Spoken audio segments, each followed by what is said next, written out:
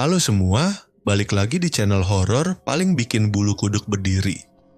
Cerita kali ini datang dari daerah Subang, Jawa Barat. Judulnya, Mereka Masih Menari di Tengah Kabut, Misteri Tari Jaipong Tengah Malam. Cerita ini gue dapat dari kenalan gue, namanya Tika, yang pernah ngalamin langsung kejadian serem waktu dia ikut program kesenian daerah dari kampusnya. Waktu itu, Tika dan beberapa temennya ikut pertukaran budaya ke salah satu desa terpencil di Subang. Tujuannya buat dokumentasi dan latihan langsung tari jaipong bareng warga lokal. Karena desa itu terkenal banget sama tradisi nari jaipongnya yang masih asli dan sakral.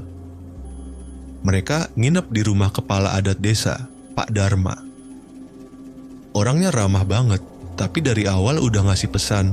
Kalau malam tiba, jangan keluar rumah, apalagi kalau dengar suara gamelan. Awalnya mereka mikir itu cuman mitos biasa, kayak peringatan yang biasa dikasih ke pendatang biar nggak sembarangan.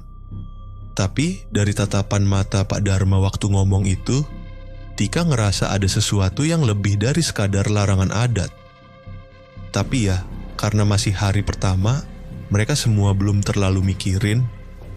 Hari itu mereka disambut hangat sama warga desa. Latihan jaipongnya seru banget meskipun capek. Tika ngerasa gerakan tariannya beda dari yang biasa dia pelajari di kampus. Ada nuansa magis, kayak tiap gerakan punya makna tersendiri.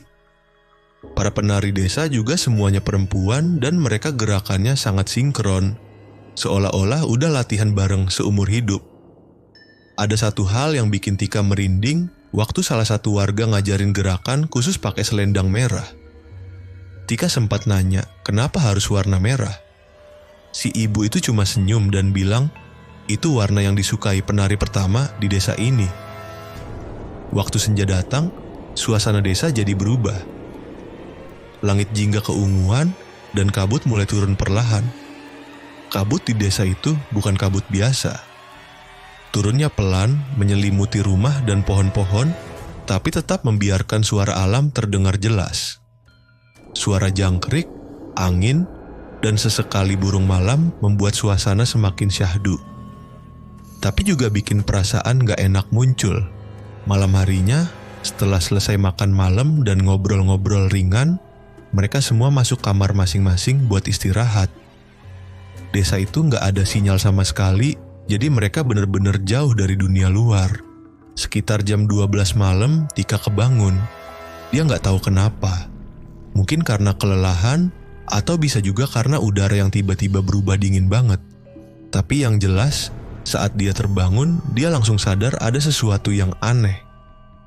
Ada suara gamelan pelan, lembut banget, kayak dari kejauhan.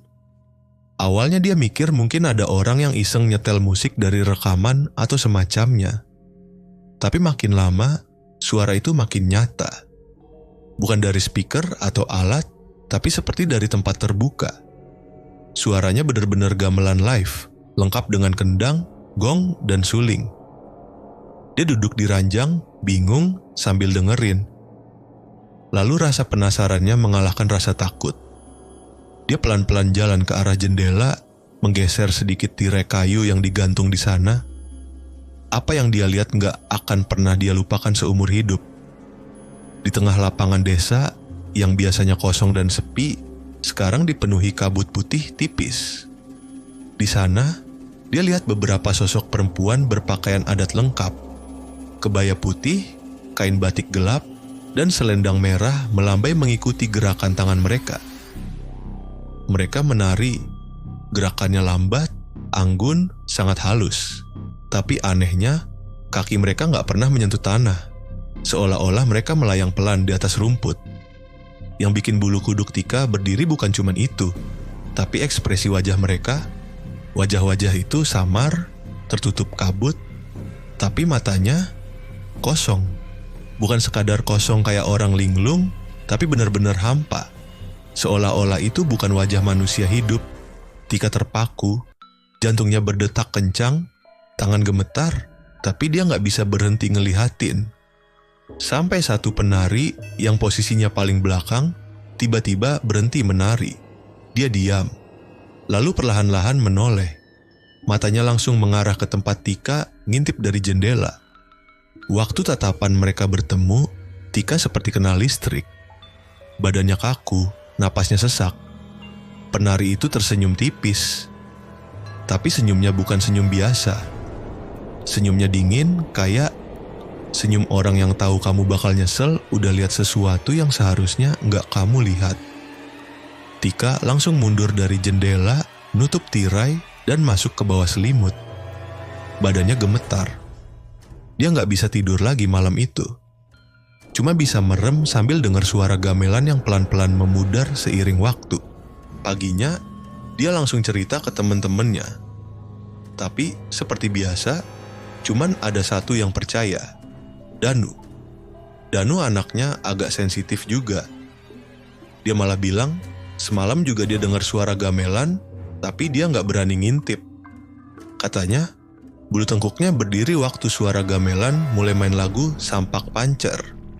Lagu pembuka untuk tari jaipong di desa itu. Lagu itu biasanya cuma dibawain buat ritual tertentu. Tika dan Danu mulai mikir kejadian itu bukan cuma kebetulan.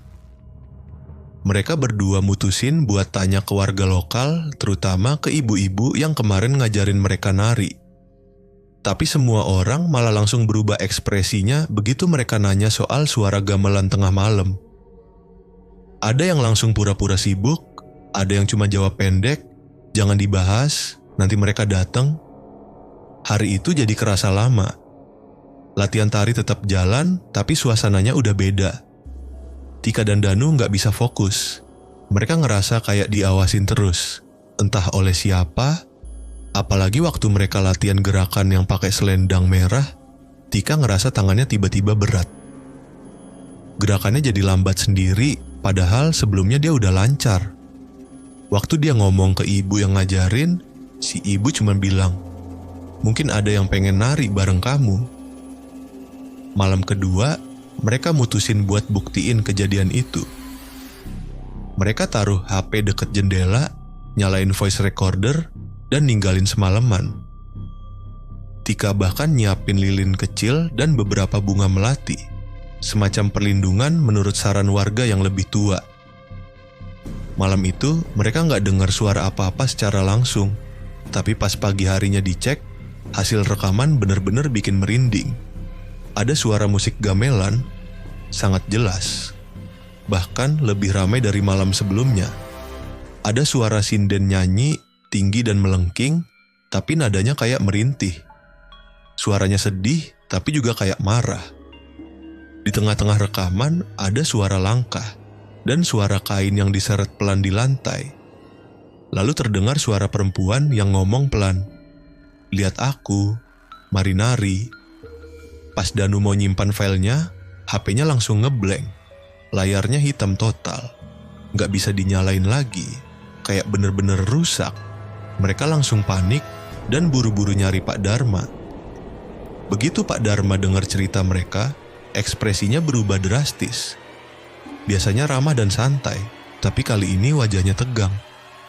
Pak Dharma bilang, "Kalian harus segera pulang. Kalian sudah lihat sesuatu yang nggak boleh dilihat. Biasanya mereka nggak muncul kalau nggak dipanggil, tapi kalian udah narik perhatian mereka." Tika dan Danu bingung. Mereka belum mengerti maksudnya. Tapi malam ketiga menjelaskan semuanya dengan sangat jelas dan sangat menyeramkan